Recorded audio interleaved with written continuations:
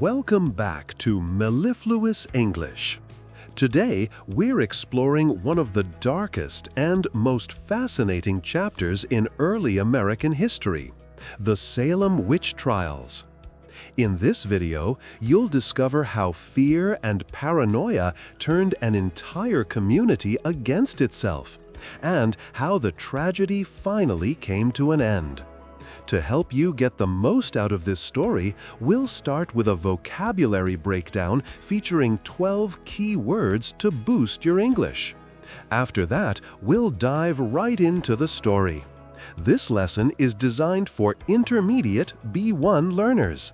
Grab a cup of tea, turn on the subtitles if you need them, and let's get started. Vocabulary list.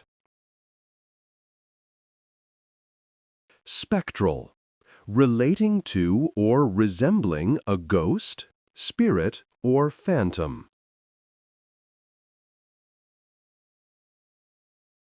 Dissolve, to officially bring an end to an assembly, court, or legal organization.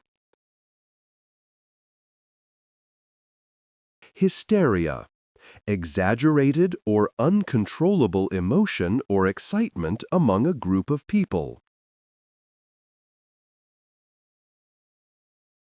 Annul, to declare an official decision, law, or conviction invalid and legally void. Compensation, money given to someone as recompense for loss, injury, or suffering. Delusion, a belief or impression that is firmly maintained despite being contradicted by reality. Extremism, the holding of extreme political or religious views, often leading to fanatical actions. Accuser, a person who claims that someone has committed an offense or a crime.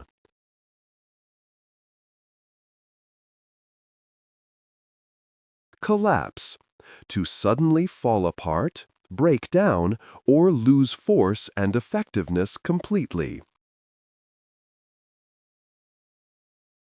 Testimony, a formal written or spoken statement, especially one given in a court of law.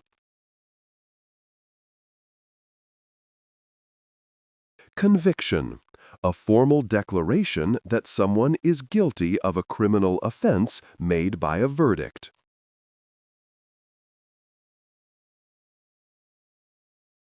Tragedy, an event causing great suffering, destruction, and distress, such as a serious accident or crime. In the brutal winter of 1692, the small, isolated settlement of Salem Village in Massachusetts was a place driven by hardship and constant fear. The Puritans who lived there faced harsh weather, deadly disease, and continuous conflict with neighboring Native American tribes. Their strict religious worldview made them believe that the world was a constant battleground between God and the devil. In their eyes, Satan was real, dangerous, and hiding in the shadows of the surrounding wilderness. Against this tense backdrop, two young girls, 9-year-old Betty Paris and her 11-year-old cousin Abigail Williams, began exhibiting terrifying, unexplainable behavior. They threw violent fits, screamed uncontrollably, contorted their bodies into unnatural positions, and crawled under furniture. A local doctor examined them and, unable to find a medical cause, delivered a chilling diagnosis. The children were under the influence of witchcraft. The seed of paranoia had been planted. Driven by panic, the village elders demanded to know who was tormenting the young girls. Under intense pressure, Abigail and Betty pointed their fingers at 3 vulnerable outcasts in the community: Tituba, an enslaved woman of Caribbean origin, Sarah Good, a homeless beggar, and Sarah Osborne, an impoverished elderly widow who rarely attended church. These women were the easiest targets, lacking both social status and protection. In March 1692, the 3 women were arrested and interrogated. While the 2 English women fiercely protested their innocence, Tituba made a shocking decision. Fearing for her life, she confessed to practicing black magic, claiming that the devil had forced her to sign his book. She vividly described red cats, black dogs, and a terrifying shadowy figure. Tituba's detailed confession confirmed the villagers' worst nightmares and opened the floodgates to a wave of mass hysteria. As fear gripped the colony, the allegations spread like wildfire. What started as the strange behavior of 2 girls soon turned into a systematic hunt for enemies within the community. The governor established a special court, known as the Court of Oyer and Terminer, to prosecute the accused. Respected church members, wealthy landowners, and pious mothers suddenly found themselves dragged before judges, accused of making pacts with Satan. The trials were heavily biased and violated basic human rights.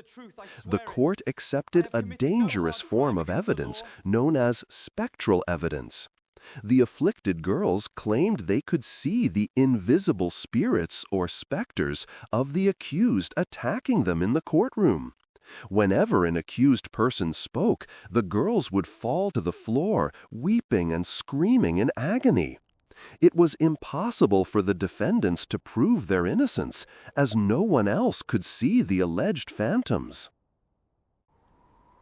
The legal system offered a cruel choice: confess to witchcraft and beg for mercy, or maintain your innocence and face execution. Those who confessed were spared death, as the Puritans believed their souls belonged to God for judgment. However, those who bravely refused to lie to save their lives were sentenced to hang. Neighbors turned on neighbors, and children even testified against their own parents out of sheer terror. One of the most harrowing stories was that of Giles Corey, an 80-year-old farmer. Knowing that a trial would strip his family of their land, he refused to enter a plea of guilty or not guilty. To force him to speak, officials subjected him to a brutal punishment called pressing. They laid him on the ground, placed a heavy wooden board on his chest, and slowly stacked massive stones on top. For 2 days, Corey endured the crushing weight, famously whispering only 2 final words: more weight. By the late summer of 1692, the hysteria reached its absolute peak. More than 150 people had been jailed, filling the damp, freezing dungeons of Salem and surrounding towns. 19 innocent men and women had been marched up Gallows Hill and hanged by the neck. Giles Corey had been pressed to death, and at least 5 others, including infants, had perished in the wretched prison conditions. The once tight community was completely shattered. Fields lay abandoned, crops rotted in the dirt, and livestock wandered aimlessly through the streets as families were torn apart. The witch hunt had consumed everything. However, the turning point came when the afflicted girls made a fatal mistake. Their accusations grew so bold that they began naming highly respected figures, including the wife of Massachusetts Governor William Phips himself. Realizing that the court had gone too far, Governor Phips stepped in and dissolved the Court of Oyer and Terminer, officially banning spectral evidence.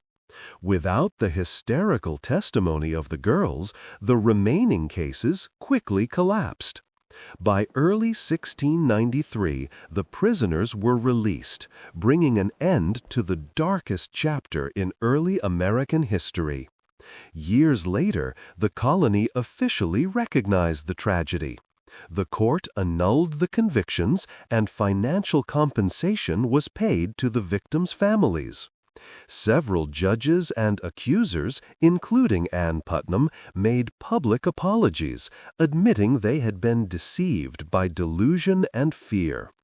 Today, the Salem Witch Trials remain a powerful warning about the dangers of mass hysteria, religious extremism, and what happens when fear replaces justice.